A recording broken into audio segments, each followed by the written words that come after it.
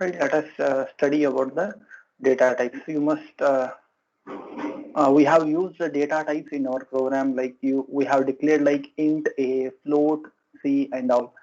So they are nothing but the data types available in C programming language. So what the data type indicates? The data type basically indicates the format or type of data which is being manipulated. That means we are dealing with what type of data that is identified by its corresponding data type. That is identified by its corresponding data type. So suppose if you write int, so int indicates we are dealing with integer type of data. We are dealing with integer type of data. So if you use the data type as float, then it indicates that we are dealing with floating point type of data. So the data types are basically categorized into these three broad categories in C programming language. The first category is primary data type. They are also called as fundamental data types. They are also called as fundamental data types available in C programming language. So the fundamental data types in C are predefined. That is integer, character, float, double, and wide. So these are nothing but the fundamental data types present in C programming language. That means you can also have extensions for this. That is like short int, which will take 4 bytes. If integer is taking 8 bytes, then if it is taking 8 bytes, then short int will take 4 bytes. And usually the default entities are integer will be assuming 2 bytes, and in some of the machines integer will assume 4 bytes. It depends on the type of architecture what we are using. And basically that how many bytes the int will take, that is dependent on the architecture. I think that is dependent on the word length of the processor which we are using. So that again we are studying in subject called computer organization. That is not there for your scope. That means why actually the int should take 4 bytes. Why actually the int will take 2 bytes. So that everything is dependent on word length. Okay, that will skip as it is not there for this scope. So unsigned int used for only positive numbers, long, double, and so on. So all these type of data types will be encountered during the course. The second type of data type is derived data type. What a derived data type indicates here is by using the existing fundamental data type, we are going to extend the data type or create the new data type. So they are called as derived data type. Derive in the sense invent, created data types. By using this primary data type, we are going to create the derived data type. For example, array is the derived data type. Structures and pointers, they are all derived data types. They are all derived data types. That is, for example, if I write int a, what it indicates, a is an integer variable, and this is nothing but what? Primary data type. This is nothing but primary data type available in C. Now if I write something like this, int a of 10, int a of 10, this is what is derived data type. This is what is derived data type. See here, here a is not a normal variable here. So what is a? In this case, a is an array. It is nothing but a is an array. So array is a collection of elements of same data type. In this case, the variable a, int a, the variable a can hold only one element of type integer. Whereas in this case, the variable a is not a normal variable, it is an array variable. So then it can hold 10 elements at a time. It can hold 10 elements at a time. So we'll be dealing in detail about these arrays and all later. So this is one example for derived data type. So how it is derived? It is derived by using fundamental data type itself. That means it is also a integer data type only, but it is collection of different integers, more than one integer. That is one example. Another type of data type is user defined data type. These data types are going to represent the user specified identifier in place of existing data type. That means instead of using the names of existing data types, If you want to use your own name for the data types, which you feel comfortable to remember, that is possible with the help of user-defined data types. Classes and objects are the user-defined data types, which we'll be studying in C++. In this case, how we are defining a user-defined data type? That means we are trying to create a user-defined data type. And what is the syntax here? Type definition statement we are using. Type def indicates type definition statement. Type define statement, what it indicates? I am going to use type definition statement to give new name for this float keyword, that is named as temperature. That is one example for user defined data type.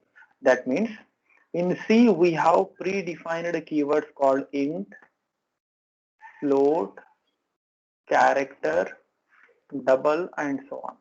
So many predefined. One second.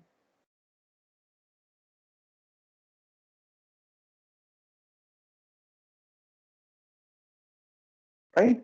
So these are fundamental data types available. But in this case, which one we have considered? We have considered this float here. Right? So what it indicates here is type defining. You new name for this type. You new name for this type. Which type? Floating point data type. Which name we are giving? Temperature. That means wherever we want to define floating point type of variables, it is easy to you can use the name called temperature. That is temperature T1, T2, T3. So this is nothing but very similar to like this. That is derived floating point type of variables, and names of the variables are T1, T2, T3. These are the three variables what we have declared. But instead of using float, what we have done here is we have used the term called temperature. That is nothing but float only. Why? Because we have used the type definition statement to give new name for the float as temperature.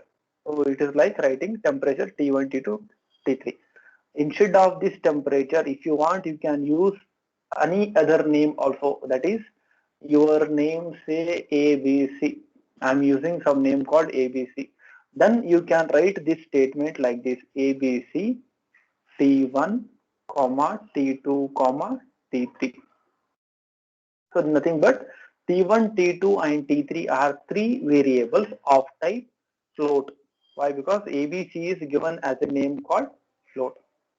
So that is how the user defined data type works. User defined data type works. You can give any of your names. You can give any of your names. That is possible to use in case of user defined data types. So one more example. If you want to give a type def float, give a name as Raju semicolon instead of this temperature. Later this statement, how you can write?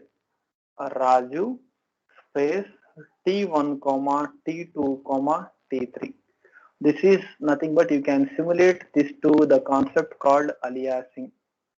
It is just giving similar name or other name for the existing keywords, because we may feel comfortable using these names. That's what it is called as user defined data type.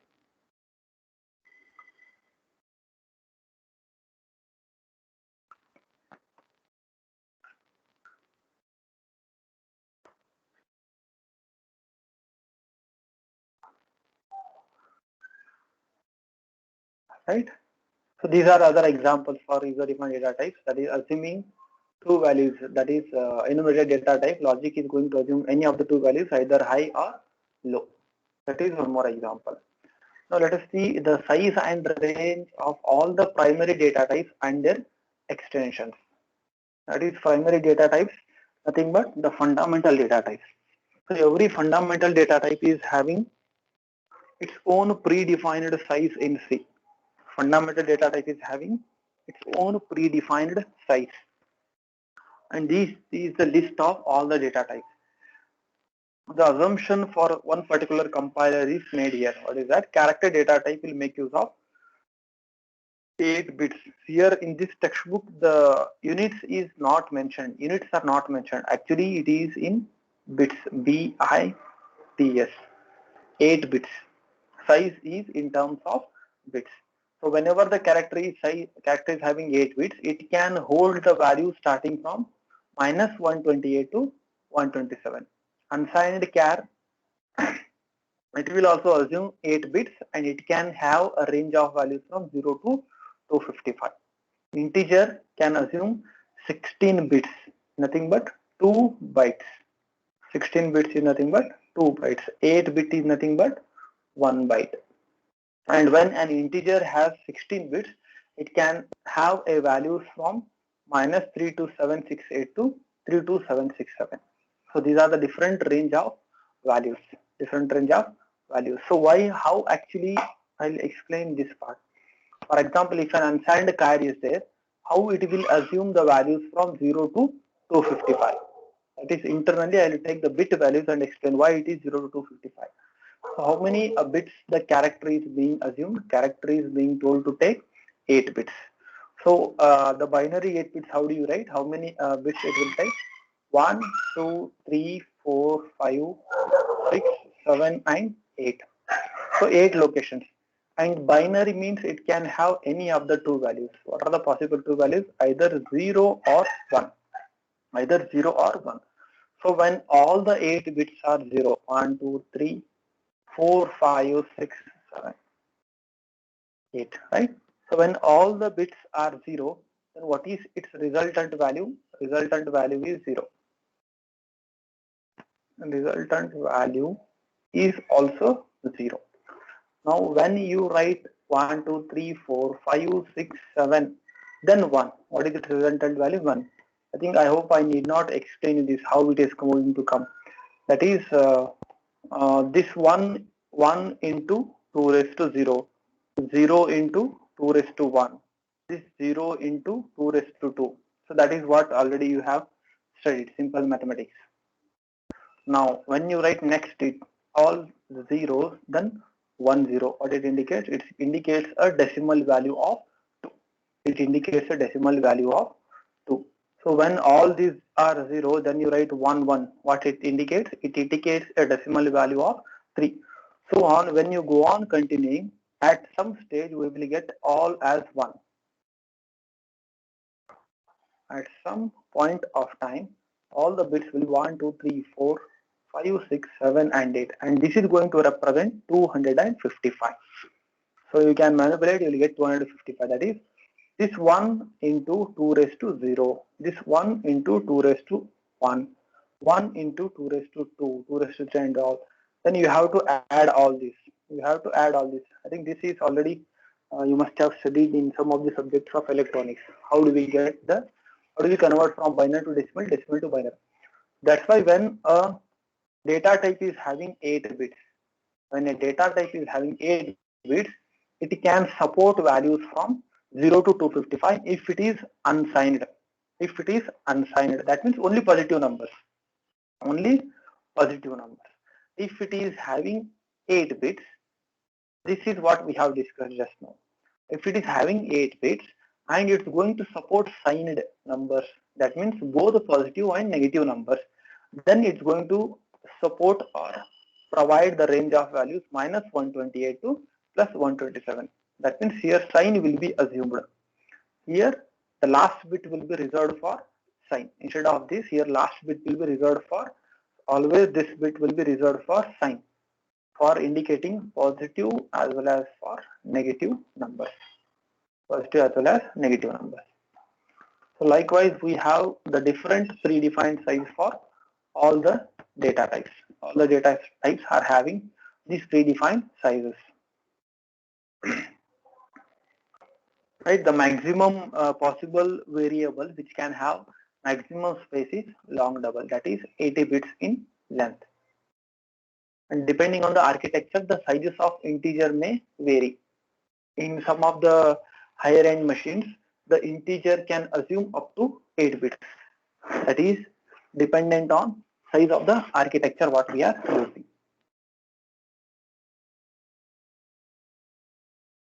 So this is a simple program for demonstrating the usage of data types and their extensions. That is, this is one data type. program explaining the usage of different data types. We have included the header files. Why we need to include header files? The definitions for the inbuilt functions, predefined functions are provided in the header files. Definitions for predefined functions are available in the header files. So we are going to include the header files. As it was told in the previous classes, the stdio.h header file is meant because the definitions of printf and scanf are defined in that header file, standard input output.h. Now the conio.h has been defined. Why? Because there are definitions provided for this clear screen and as well as this get character. Clear screen as well as this get character. Those two statements have been included in the program. Now let us begin with the execution of the main. The program execution will always start with the main function. Program execution will always start with the main function. Within the main, what we are trying to do here is we are declaring a variable. Along with that, we are initializing some value to that. That is int num equal to 10,000. Integer number is equal to 10,000. Integer number equal to 10,000. Now let us go back to the table and check. That is integer, how many bits the integer is assuming. If we take unsigned int, this one, third row, if we assume this one, because it's an integer data type which is being assumed here. When I assume this one integer, how many bits it will take? It will take 16 bits. And what is the range of values that it can display? It can display range of values from 0 to 65535. Only possible values are within from this 16 bit it is taking. And what are the possible values? 0 to 65535. 0 to 65535. So I will write it here for explanation purpose. So how many values the integer variable can process? 0 to 6. 0 to 65535. That is 0 to 65535. Right? These are the range of values what it can support. Now these lines are explained. Now what happens whenever you write this statement? Int num equal to 1000 in the memory location, as it is told to you, there are memory locations available in the RAM, and these are the memory locations, that is RAM or main memory. Whatever variables you declare, they will get some memory locations here. They will get some memory locations.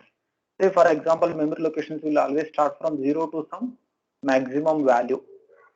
Now when I write number equal to 10,000, somewhere in this, among these, some location will be assigned to number.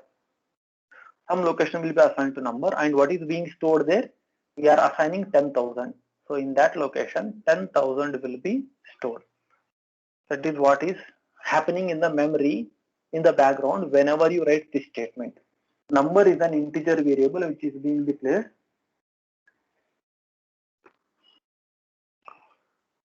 I don't know why, one second, why students are asking to share the link, because everybody is added with, I cleared that in the previous class itself. Why you are expecting me to share the link? I am not understanding. Directly you have been added to the team. You have been added to the team. Directly you can join the team.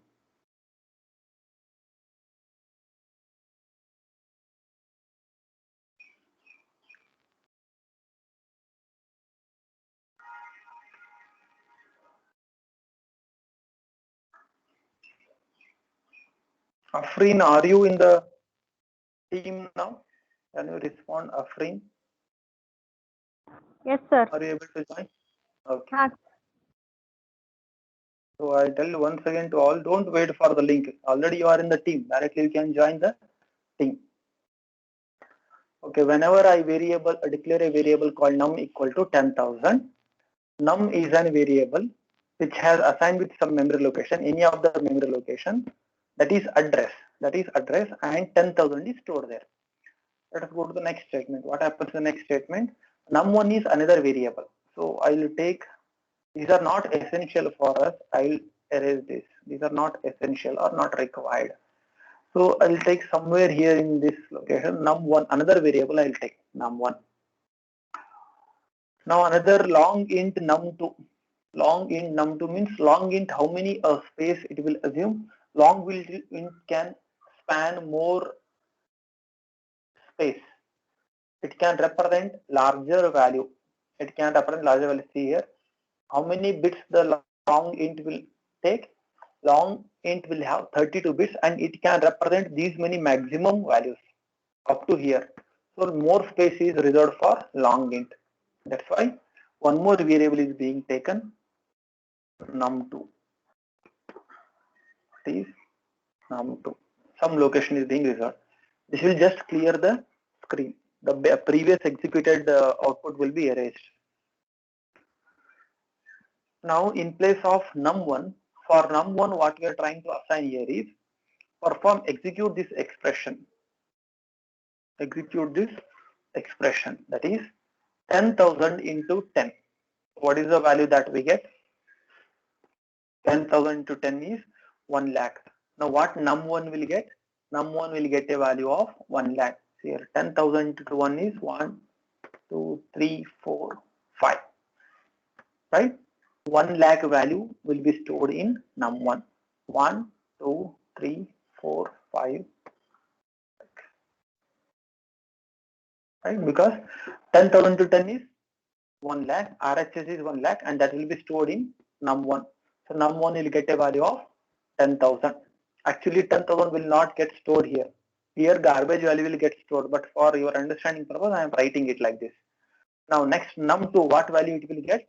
Num2 will also get 10,000 into 10 is 1 lakh. In num2 also 1 lakh will be stored. 5. In num2 also 1 lakh will be stored. But their sizes are different. See here, what is the data type of num1? Num1 is assuming integer. That means for this 8 bits storage is reserved. Num2 is assuming long int. For this how many bits? 32 bits are reserved. That means it can represent maximum value and it can represent up to 65335. Now let us go to this. So what is the maximum size that an integer, what is the maximum value that an integer variable can represent? That is 65535. That means 65,535. That is the maximum possible value. But for num1, what you are trying to assign? We are trying to assign 1 lakh. Is 1 lakh is more than the 65,535? Yes, it is more than that. The maximum capacity of that num1 itself is, it can represent up to 65,535. Beyond that, it cannot represent it cannot hold and process the values more than that. But what we are trying to do here is, as per this expression, we are trying to assign 1 lakh to that. But its capacity itself is this one. So in this case, actually what happens, whenever you write this, here actually 1 lakh will not be stored. Why? Because it is exceeding the capacity. What will be stored here? Here some garbage value will be stored. Here some garbage value will be stored. Why? Because you are trying to assign a value to the location, the value which is exceeding the capacity of that location. Why? Because data type of num is integer. What is the maximum size of integer? It can represent values from 0 to 65535. Why it is 0 to 65535? That is predefined in the compiler. That is, integer can represent up to only these values. Its range is only this much. Beyond that, it will not represent. Now coming to other statement. What is that? Num2 equal to 10,000 into 10. So what is this? 1 lakh. Here num2, it can store 1 lakh. Beyond that also it can store, because what is the capacity of this num2? The data type of number 2 is, see here, The data type of number 2 is what? Long int. Long int can store and process values up to what? The range of values for long int is, what is that? 32 bits. If it is 32 bit, it can store. See, if it is, I was explaining about this is what signed int. It is for unsigned. Specifically, I am discussing in this example. It is for unsigned. So, what is the maximum value it can represent? 0 to up to this value. I don't know. This is some maximum value. 1 lakh is less than this. That means there is more space available. We can easily store and process the value 1 lakh. So, whenever you try to display these values, now some values are stored in all the variables. What are those variables? Num, num1 and num2, and we are trying to display the values of all. Whenever you try to display the value of num by using print statement, printf num equal to num. What is present in num? 10,000 will be displayed as it is. 10,000 will be displayed as it is. Now, when you try to display number 1, for number 1, what we try to assign? We try to assign 1 lakh. See here, as per this statement, we were trying to assign 1 lakh. But what is stored in number 1? In number 1, some garbage value is stored. Why garbage value is stored? Because you are trying to store a number which is exceeding the capacity of the location. That's why whenever you display this num1, what we are getting here is garbage value. It is some garbage value. For every execution, you will get different numbers. Minus 31, 0, 72. Next. For this was the print for this statement, the first line. Next, third one is for this. Number 2, whenever you display the number 2, what output we are getting? We are getting 1 lakh. Why? Because 1 lakh is definitely getting stored in the space. Probably the executions I will give you in the next class. Because if I go on typing this, it will take more time. I'll go with the next concepts. So these are the key statements what I already explained. Num1 declares an integer variable num1. It is going to declare an integer variable num2. Is this clear? Anyone has any doubts in this? Please ask questions. If you ask questions, I'll come to know how much you are following. If there are no doubts, I'll go with the next part. Right? Because all these are fundamentals for better understanding of the data structure course. Right? Now let us go to input and output operations. So these are the entities with which we interact with the program. We have been interacting in the program till now with the help of printf and scanf statements. Now, as we know that the functions calls like printf and scanf are defined in standard input output library. That is standard input output header file. That's why we include this header file every time. That is stdio.h. Now the different input operations what we can perform. That means the different ways with which we can provide input to the program. So as a part of input operation, two possibilities. Either we can read a single character. To read a single character, we use the function called getChar.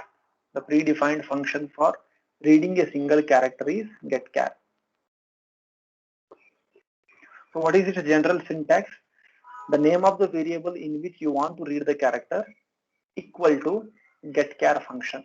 So this is what is an example. A equal to getChar. So getChar, what it is meant? This function is meant for reading a single character from the keyboard. It will read only one character. Because that is what is the capacity of that function. GetChar. Get a single character from the keyboard. And whatever you enter, that will be read by this function and that will be stored in the variable A. Now if you want to read more than one character, we'll go for scanf function, scan formatted. So it is having its own syntax. What is the syntax of scanf? It is having two parts. First part is control string, that will be always within double quote, then comma, then these are the arguments. So one example here is scanf. What these are the format specifiers. They are part of the control string. Control string can contain only the characters or it can contain the format specifiers. For those corresponding format specifiers, they will be replaced by the arguments. They will be replaced by the arguments. That means what this format specifier indicates, read the two columns. D indicates integer. Read 15 characters. Long float, read a double number from the keyboard. And where they will be stored? They will be stored at the address of number, and the character will be stored at the address of name, and long float will be stored at the address of X. That is how the scanf works. That is, say for example, if you write int a as the variable, and if you want to scan an integer from the keyboard, how do you write? Scanf %d double quote comma and a. What it indicates here is whatever variable the user is entering from the keyboard, scan that variable. What type of data you are reading? You are reading integer type of data, because %d is format specifier for integer. And what it indicates? Store at the address of a. That means in the memory location, some variable a will get some memory location. Say during the execution, if you give 10, read that 10 and store at the address of a. That means 10 will get stored here. If you enter 20, 20 will be stored at the address of a. That is what is very simple thing from the execution of the how the scanf will execute. Am I being very fast? How is the explanation pace? Can someone respond? Should I increase the speed or should I reduce the speed? Is it moderate? It is moderate, sir. It's fine. Okay. Good. See, if you feel like not able to ask during the online classes, or if you are facing any of the difficulties during online classes, while the class is running only, you can send me messages in the WhatsApp. During the class hours, if you are not able to ask, you can ask the doubts here in the WhatsApp. In the group only you can ask. Okay, so that I will read that question and tell the answer for that. And beyond the class hours also you can ask for the doubts. That's not a problem. And I hope you are reading the things parallelly. Please read the subject regularly. Every day you read the subject. As soon as the concepts are covered, read immediately. This is one function for input-output operations. Program for demonstrating input and output operations. So what it indicates, these are the header files included. Main int age. Age is an integer variable.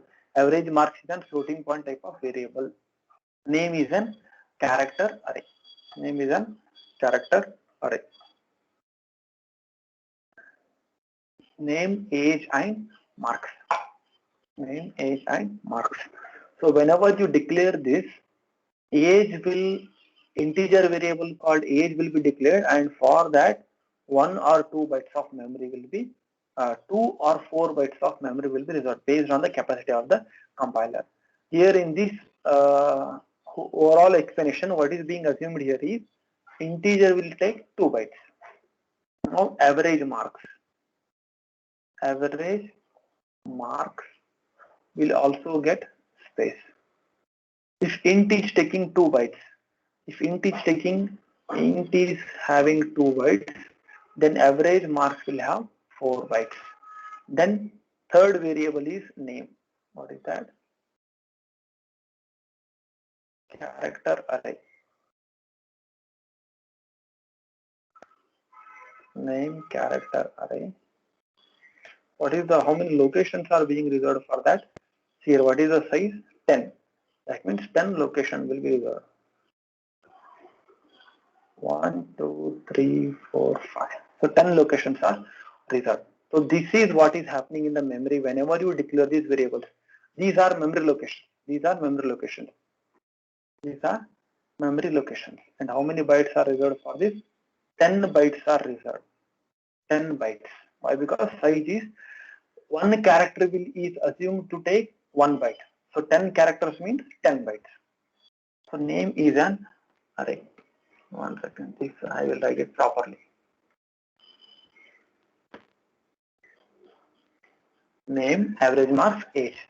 So these are the variables which are declared. Now this statement will clear the screen, and we are asking user to enter the name of the student.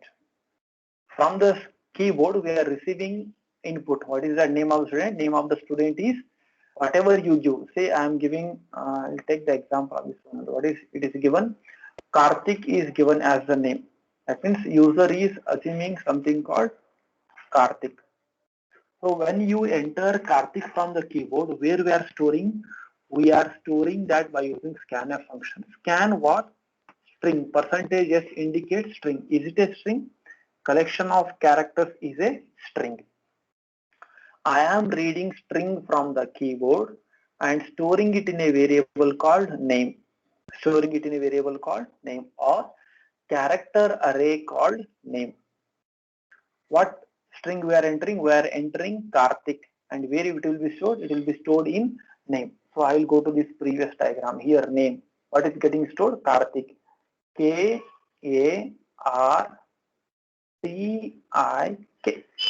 Karthik will get stored here like this. This is what you have entered. What is the maximum capacity for this?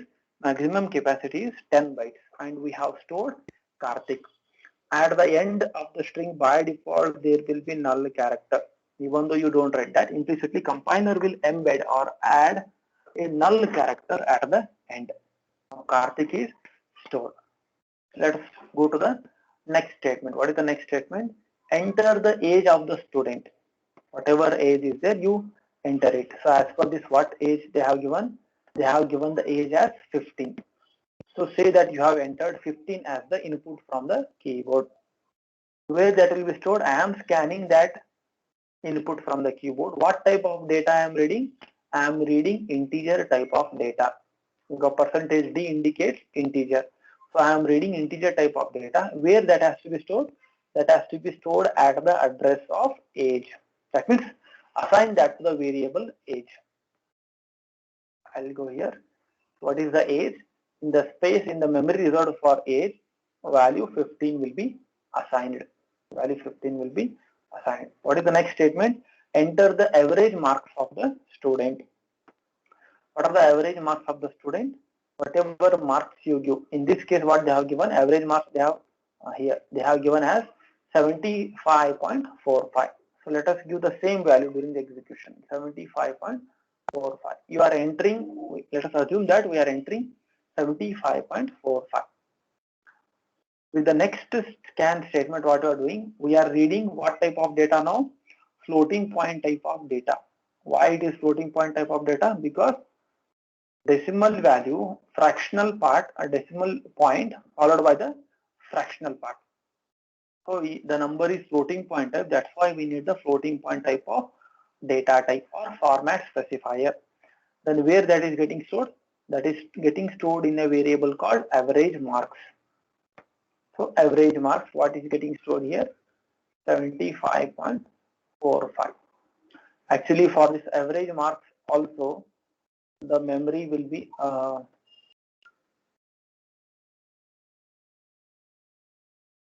actually they will get indicated like this in depth. Let us not worry about that. Actually, how it will get stored? 75.45. 75.45. This is how it will get stored. Right.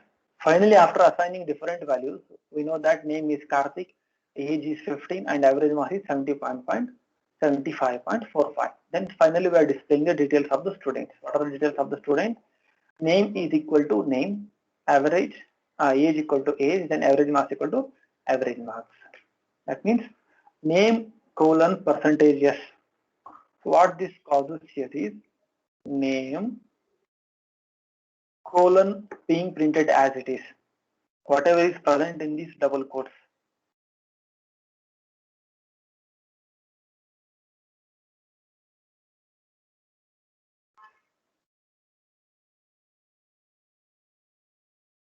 because I just try to skim. Yes, whatever is present here in this double quote, name colon is here, but what is this percentages? It indicates format specifier. That means what is the corresponding argument for this? The name is the corresponding argument for this. Whatever is present in the name, that will be replaced in place of this percentage yes. That means what will be printed? Name colon will be printed as it is, but what is present in name? In place of percentage, whatever is present in name, that will be displayed. So what is present in name? Name we have stored. You can see here. What is stored in name? Character array. Name character we have Karthik. What will be displayed here? The output will be something like this. That is Karthik. Next statement, what it causes? Age. Here immediately next we have backslash n. What backslash n causes? It causes cursor to go to the next line. So what it will print? This line will cause age colon to be displayed as it is, followed by the value present in the age. What is present in age? We have stored 15 in age. In place of percentage d format specifier, 15 will be stored. That will be written here. That is age colon 15. Next, similarly as it is average mark colon, what is that? Whatever is present in average mark, that will be displayed. That is 75.45. So this is a typical format specifier. If you concentrate here, what it is .2f, what it indicates, whatever number of columns you use, you display all the digits, but after the decimal value, display 2 digits. 0.2f, what it indicates, after the decimal value, display 2 digits. So that is what is output, what I explained just now. This is what is program analysis for the subject. This is what each and every statement what I explained just now. Right, file input output operations. Next concept is file input output operations. So file input output operations. See, after this class, whoever is having a laptop in their home, those who can type something, so you please contact me after this class. File input output operations. So what it causes, as the name itself says, now interacting with the file, writing data to the file and reading data from the file, writing data to the file and reading data from the file by using input output strings. That is how do we, what happens here, file consists of stream and every stream consists of lines and every line is made up of bytes. That is what is logical representation of the stream. You will, the very minimum possible entry in a file is byte, that is single character. Then collection of those characters will form a line. Then collection of those lines is stream and everything is made into a file. Everything is made into a file and this is what we read. When you talk about reading a file, we are reading the streams with the help of lines which are made up of different characters. So what is the syntax? See, before you want to type something, first you have to open a file. If you are speaking generally, if you want to type something, if you want to create a store some data, what we do? Usually we create a new file. That is what you do.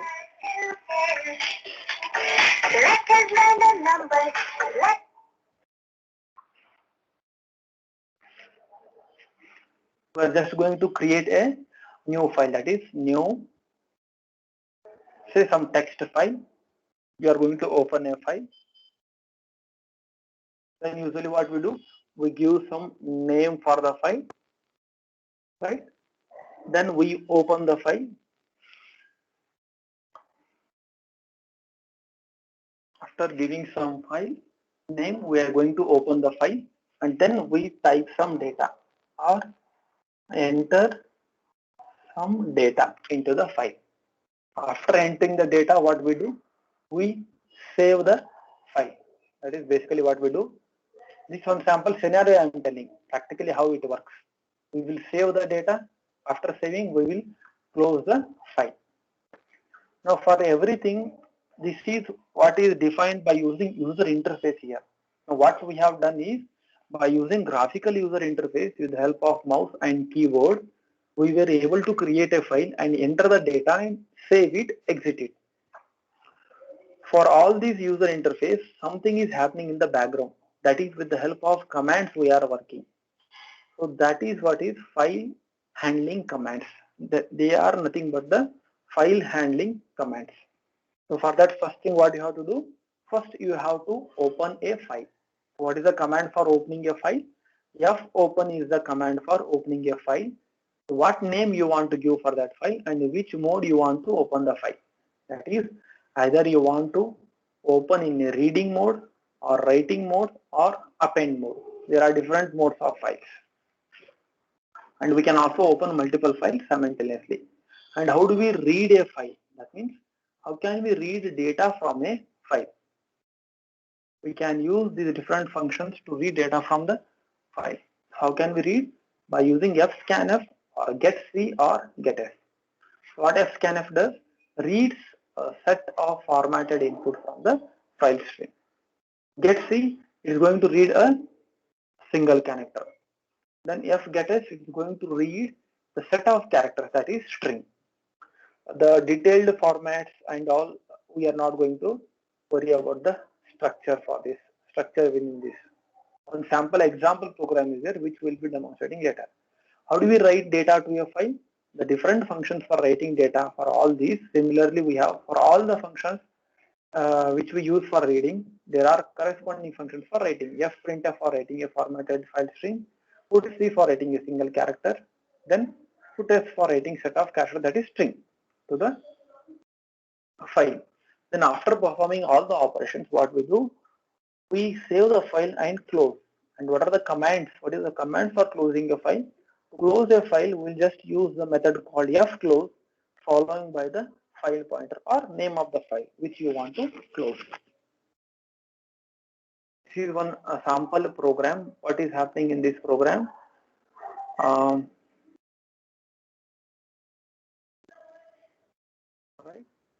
Header files are included, and these are nothing but command line arguments within the main function. These are nothing but command line arguments. Command line arguments are given during the execution of a program. And file pointer is always defined by predefined type called file. File is a predefined type available in C, very similar to int, char, float. We have file. It's going to declare a file pointer. That means reserve some memory for the file. Then fs will be used from now onwards. Fs will be used for processing with the data. Character data type is usually taken. Then count as a long variable. Then just clear the screen. Argument 2 is not equal to 2. What it indicates here is during the execution of the program, we have to specify name of the file along with the name of the source file. If you are not going to specify, it indicates invalid number of arguments. Invalid number of arguments. Shortly, it will be clear what is the meaning of this. Why the argument C should not be equal to. If it is not equal to 2, we will say the invalid arguments. Now assume you have given valid arguments and then we open the file. What file? Which is present in argument v of 1, that is in the read mode. That is in the read mode. So probably you may feel so many new things here. Don't worry. You see here in the output how I am executing. Turbo C is being used for the execution. So if you can see here, two things are being given. This is one executable file, one space followed by name of the file. Followed by name of the file. So this is nothing but argument v of 0 character array. The second one is nothing but argument v of 1. Now what is this argument v of 1 is containing? Argument v of 1 is containing name of the file. What is that? s1.text. This is nothing but which is being examined here. What is that? Open what? You have to open the file. Which file? whichever is present in argument v of 1. What is present in argument v of 1? In argument v of 1, we have s1.text. That means what it indicates, open s1.txt file in which mode? Reading mode. I want to read the file. It is possible whenever you want to open a file, the LHS will contain file pointer. If you are not able to open the file, then fs will be equal to null. Then we'll show the error message saying that the source file cannot be opened. We are not able to open the source file. Why? Because either the file is not created, or you have specified the wrong value. Now assume till here we are successfully able to open the file. Now we are going to read one character at a time and we are displaying it. We are just going to count the number of characters. That is, while it is end of file, just get a single character from the keyboard from this file and store it in a character. And check whether that character is equal to end of file. That means I'll show here physically the character. What this part does here is, this is a file. Here we have written A, B, C, D, first line. Second line is E, F, G, H. Third line is I, J, K, L. We have written some text into this. Now, what is the first character? A. Where is the end of file? End of file is here. So till you encounter that, go on reading, just increment the count. Read it and increment the count. Read A, it is not end of the file, increment count. Then read B, read C, read D. Go to next line, then read. So what is totally count? We have read 12 different characters. What will be the end of file after reading all the characters? It will be 12. And finally what we are printing here is the number of, and see before that we are closing the file. Close this file, then display the total number of characters in %s is %ld.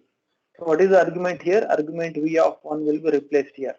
What is present in argument v? In argument v we have s1.txt. How many characters are there? 12 characters. So you can see one sample output here. What is that?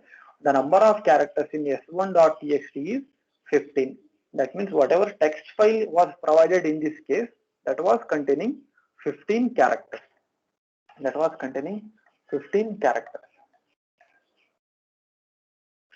I think all these, what is this if and all, that is why, how it will be evaluated if statement, right? Then how this break will be executed if, and what is this while one. So for now you please ignore, even if you don't understand, because this control statements we are studying, we are revising in the second module, in the second chapter of this first module. Okay, because if I again keep on explaining each and everything, it will be so much mixture for you. That's why I am skipping this part. Actually, how this while loop works, how this break works, how this if will be work and all. So those we are studying later.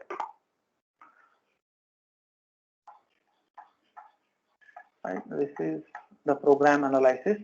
This next part we'll be studying later. That is now time is over, 10 minutes gap you can take